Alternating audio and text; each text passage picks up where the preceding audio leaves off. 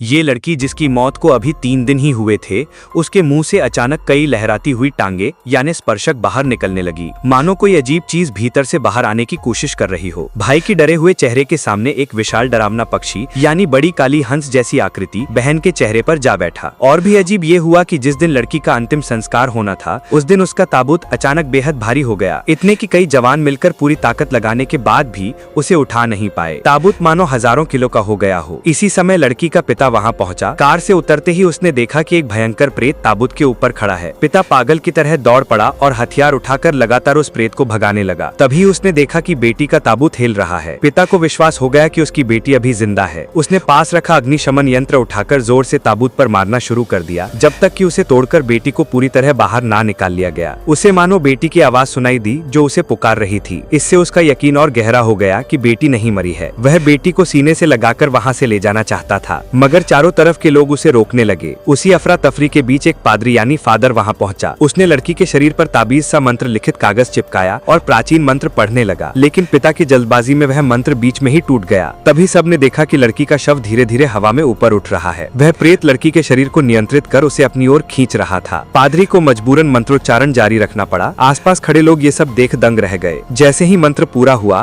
प्रेत का नियंत्रण टूट गया और लड़की का शरीर तेजी से नीचे गिरा। पिता ने दौड़कर उसे अपनी बाहों में थाम लिया और तुरंत अस्पताल ले गया। चमत्कार ये हुआ कि लड़की सचमुच फिर से जीवित हो उठी। डॉक्टरों ने भी कहा कि उसकी सभी जीवन चिन्ह सामान्य हो गए हैं। असल में प्रेत का वश पिता ने खुद पर ले लिया था। उसने बेटी की जगह खुद उस दानव के अधीन होकर आत्महत्या कर ली और इमारत से कूद गया। लड़की पूरी तरह स्वस्थ हो गई और अब अपनी माँ और भाई के साथ सुरक्षित और स्वस्थ जीवन बिताएगी।